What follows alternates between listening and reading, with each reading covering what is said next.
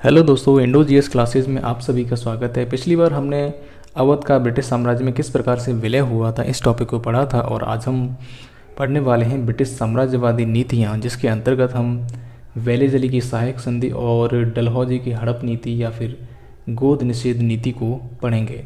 ये टॉपिक आपको UPSC, PCS, SSC, bank, police आदि में इम्पोर्टेंट भूमिका निभाएगा। अगर आप इन चीज़ों की तैयारी करते हैं तो आप इस चैनल को सब्सक्राइब कर लें।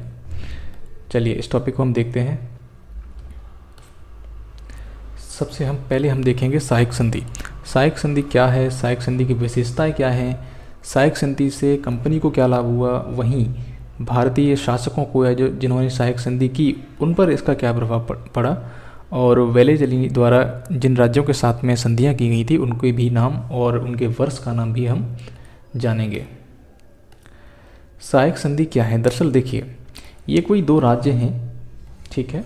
अगर इनमें से ये इस पर हमला करता है या फिर ये राज्य इस पर हमला करता है तो यहाँ अंग्रेज जो हैं इसमें से किसी एक राज्य को सहायता दे देंगे। मान लिया इसने इनसे सहायता ली तो ये अंग्रेज इससे कुछ युद्ध के बदले, मतलब सहायता के बदले, युद्ध में सहायता के बदले इससे कुछ राज्य मांग लेंगे या फिर व्यापार में कुछ सुगमता के लिए कुछ चीज़ें मांग लेंगे, ठीक है, कुछ धन मांग लेंगे, पैसा मांग लेंगे इनकी सहायता के बदले। तो यही एक सहायता जो है सहायक संधि के नाम से हुई, और इसको जो सबसे पहले यूज़ किया था फ्रांसीसी गवर्नर डुप्ले ने, ठीक है। किंतु इसको जो व्यवस्थित रूप से लागू जो किया था वेलेजली, अंग्रेज़ों में ब्रिटिश ईस्ट इंडिया कंपनी में जो गवर्नर जनरल था वेलेजली, इस प्रणाली को व्यवस्थित रूप से लागू किया, ठीक है। एक बार इसकी परिभाषा क्या है कि भारतीय राज्यों या देशी रियासतों में हस्तक्षेप करके युद्ध एवं आक्रमण से सुरक्षा के बदले धन की प्राप्ति करने की योजना ही सहायक संधि कहलाती है। सहायक संधि की क्या प्रमुख विशेषताएं, इसके क्या प्रमुख प्रावधान थे, इसको देखते हैं। दरअसल जो भी राज्य संधि करता था उस राज्य में ब्रिटिश सेना रखी जाती थी, ठीक है, और उस राज्य के दरबार में एक ब्रिटिश रेजिडेंट भी रखा जाता था। संधि करने वाले राज्य की विदेश नीति अंग्रेज़ों के अधीन हो जाती थी, और कंपनी की अनुमति के बिना वह राज्य अपनी सेवा में शत्रु राज्य के किसी भी व्यक्ति से ना तो कोई संधि करेगा, ना ही उसे अपने राज्य में नियुक्त करेगा। राज्य में रखी गई जो सेना है उस सेना का खर्च संबंधित जो राज्य था उसके खजाने से दिया जाएगा, ठीक है। कंपनी राज्य की आंतरिक एवं बाह्य आक्रमणों से सुरक्षा करेगी, इस बात की गारंटी दी जाती थी। वहीं कंपनी राज्य के आंतरिक मामलों में हस्तक्षेप नहीं करेगी, हस्तक्षेप नहीं करेगी आंतरिक मामलों में। लेकिन ये संधि में सिर्फ बात कही गई थी, लेकिन कंपनी ने हस्तक्षेप किए थे। चलिए अब देखते हैं इस संधि के, सहायक संधि के प्रभाव क्या पड़े। सहायक संधि से ब्रिटिश कंपनी को क्या लाभ हुआ? दरअसल ब्रिटिश कंपनी की जो सेना थी, एक शक्तिशाली सेना का गठन भारतीय राज्यों के जो शासक थे उनके पैसे से ही एक शक्तिशाली सेना का गठन उन्होंने इंडिया में कर लिया। अब ब्रिटिश समुद्र में तो मजबूत थे, ज़मीन पर भी मजबूत हो गए इंडिया में, और संधि करने वाले जो भी राज्य थे वो निशस्त्र हो गए, क्योंकि उनकी सेनाएं भंग हो गई। अब उनकी सेना की जगह अंग्रेज़ों की सेना ने ले ली। अब जब अंग्रेज़ों की सेना ने जगह ले ली तो वो सेना कमांड भी अंग्रेज़ों की ही मानेगी, न कि उस राजा की।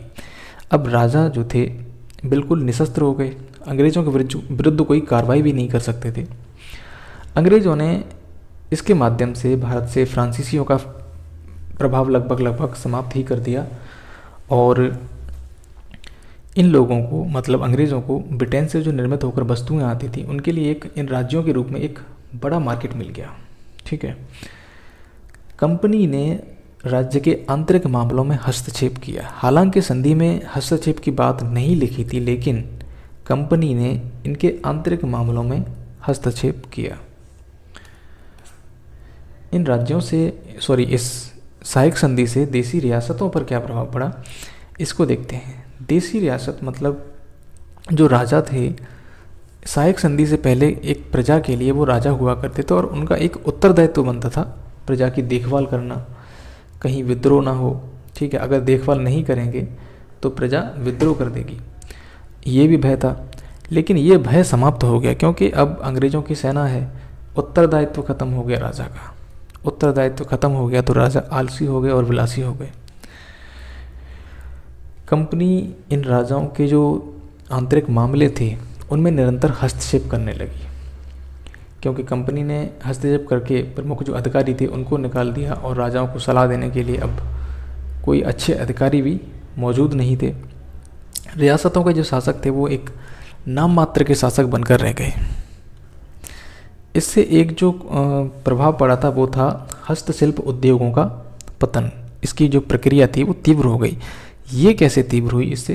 दरअसल देखिए, जो ये राज्य थे ना, राज्य इस सहायक संधि से पहले या कोई भी राज्य होते थे इंडिया में, वो अपने यहाँ जो देसी उद्योग धंधे थे जैसे कि बर्तन बनाना, कपड़े बनाना या फिर और भी चीज़ें बनाना, उसको ये संरक्षण दिया करते थे।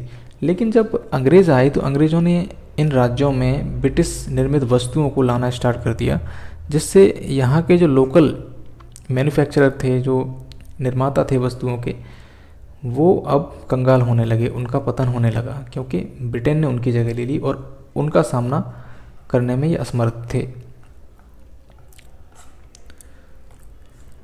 सहायक संधि करने वाले प्रमुख राज्यों की सूची यहाँ पर दी गई है, जिसमें है हैदराबाद, मैसूर, तंजौर, अवध, मराठा, पेशवा, बरार, सिंधिया। ठीक है, इन नामों को हम एक ट्रिक के माध्यम से याद कर सकते हैं और इस ट्रिक को हम देखते हैं अब। तो ये ट्रिक है, देखिए, हे मैं तो अब भोले से सिद्धि लेकर पेशवा बनूंगा। तो हे का मतलब हो गया हैदराबाद, मैसूर में, तो तंजौर, अब का मतलब हो गया अवध, भोले से मतलब हो गया भोंसले, ठीक है, सिद्धि सिंधिया लेकर पेशवा बनूंगा। ठीक है, तो इसमें से लेकर बनूंगा, ये तीन जो शब्द हैं ये साइलेंट हैं, बाकी आप इनका अर्थ लगा सकते हैं। हे मैं तो अब भोले से सिद्धि लेकर पेशवा बनूंगा, हैदराबाद, मैसूर, तंजौर, अवध, भोंसले, सिंधिया, पेशवा।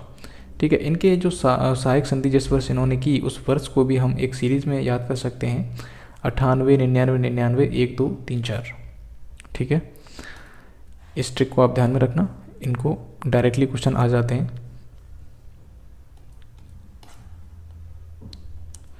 अब हम देखते हैं डलहौजी की हड़प नीति या गोद निषेध प्रथा।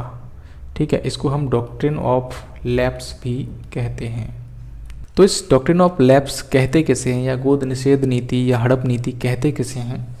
तो देखिए, माना कोई अंग्रेज़ जो हैं ब्रिटिश ईस्ट इंडिया कंपनी के अधीन कोई राज्य है, ठीक है, इस राज्य का एक शासक है, ठीक, इस शासक के कोई भी संतान नहीं है, ठीक है, तो ये गोद भी ले सकता है। लेकिन अंग्रेज़ों ने कहा कि अगर आपके पास आपका असली पैतृक वारिस नहीं है तो आप गोद नहीं ले सकते, और ये जो राज्य है वो अंग्रेज़ों को मिल जाएगा, मतलब अंग्रेजी साम्राज्य में इस राज्य को मिला लिया जाएगा। इस राजा के बाद कोई भी राजा नहीं बनेगा। यही थी हड़प नीति या गोद निषेध प्रथा, डॉक्ट्रिन ऑफ लैप्स। ठीक है, डलहौजी दरअसल विस्तारवादी एक गवर्नर जनरल था। उसने कंपनी के शासन के विस्तार के लिए युद्ध का सहारा लिया, ठीक है, कुशासन का आरोप लगाया, कंपनी की बकाया धनराशि के नाम पर उन राज्यों को अपने कब्जे में लिया, वहीं व्यापक या गोद निषेध नीति या डॉक्ट्रिन ऑफ लैप्स का सहारा लिया। ठीक है, इस नीति का निर्माण डलहौजी ने ही किया था। डलहौजी ने इस नीति के माध्यम से जो रियासतें थी उनको गोद लेने पर प्रतिबंध लगा दिया, और जब प्रतिबंध लगा दिया तो संतानहीन शासक थे उनको ब्रिटिश साम्राज्य में मिला लिया गया, मतलब उनके राज्य को ब्रिटिश साम्राज्य में मिला लिया गया। डलहौजी को इस नीति को अपनाने की आवश्यकता क्या थी? दरअसल देखिए, इंग्लैंड में औद्योगिक क्रांति चल रही थी और इस क्रांति के लिए कच्चे माल की आवश्यकता थी। साथ ही जो कच्चे माल से जो वस्तुएं बन रही हैं उन वस्तुओं को बेचने के लिए एक काफ़ी बड़ा मार्केट चाहिए था। इसलिए इन्होंने क्या किया, डलहौजी साहब ने इंडिया में डॉक्ट्रिन ऑफ लैप्स को अपनाया। ठीक है, तो इसके द्वारा जितने भी राज्य हड़पे गए थे तो उनसे एक तो कच्चा माल प्राप्त हुआ, दूसरा उनके लिए ये एक मार्केट की तरह थे जहाँ ये अपना निर्मित वस्तुएं बेच सकते हैं। डलहौजी ने युद्ध के द्वारा 1849 ईस्वी में सिखों को परास्त किया, वहीं 1849 में सिक्किम को भी परास्त किया, 1852 में बर्मा को परास्त किया और इन सबको ब्रिटिश साम्राज्य में इसने मिला लिया। 1856 ईस्वी में कुशासन के आरोप में अवध को ब्रिटिश साम्राज्य में मिलाया गया। बकाया धनराशि के आधार पर बरार को ब्रिटिश साम्राज्य में ले लिया गया। ठीक है, यहाँ नोटिस भी किया होगा आपने, बकाया धनराशि के आधार पर बरार में कौन थे? भोंसले, मतलब भोले। ये देखिए किन किन राज्यों को हड़प नीति के द्वारा डलहौजी ने हड़पा था, तो वो था सतारा को 1848 में, जैतपुर को 1849 में, संभलपुर को 1849 में, बघाट को 1850 में, उदयपुर को 1852 में एवं झांसी को 1853 में तथा नागपुर को 1854 में हड़प नीति के माध्यम से डलहौजी ने ब्रिटिश साम्राज्य में मिला लिया था। अब देखिए यहाँ पर बिल्कुल क्लियर कर लेते हैं कि युद्ध के द्वारा किन राज्यों को मिलाया गया था, वहीं कुशासन के आरोप में किसको मिलाया गया और हड़प नीति के द्वारा किसको मिलाया गया। तो देखिए युद्ध के द्वारा जो डलहौजी ने जिन राज्यों को ब्रिटिश साम्राज्य में मिलाया वो थे पंजाब, सिक्किम और पेगू दक्षिणी बर्मा का एरिया है। ठीक है, पंजाब को 1849 में, सिक्किम को भी 1849 में एवं पेगू को 1852 में ब्रिटिश साम्राज्य में मिला लिया गया। ये तो युद्ध के द्वारा मिलाई गई। ठीक, अब आते हैं हम कुशासन के आरोप में जिनको मिलाया गया था, उसका नाम था अवध। अवध को 1856 में मिलाया गया। वहीं हड़प नीति या व्यक्तिगत नीति के द्वारा सतारा, जैतपुर, बघाट, उदयपुर, झांसी और नागपुर इन राज्यों को ब्रिटिश साम्राज्य में हड़प नीति के द्वारा मिलाया गया था। डलहौजी द्वारा अपनाई गई इस विलय एवं विस्तार की नीति से भारतीय शासक असंतुष्ट हो गए। दरअसल इन्होंने जो नीति अपनाई थी ना, उससे भारतीय शासकों के राज्य छिन गए। अब राज्य छिन जाएंगे तो कोई भी राजा असंतुष्ट हो जाएगा और इस असंतुष्टि की वजह से उन्होंने विद्रोह भी किया और ये विद्रोह की भावना आपको 1857 के विद्रोह में दिख जाती है, क्योंकि इनके पास अब सेना भी इनकी नहीं बची थी। ठीक है, तो इसलिए इन्होंने विद्रोह किया 1857 में।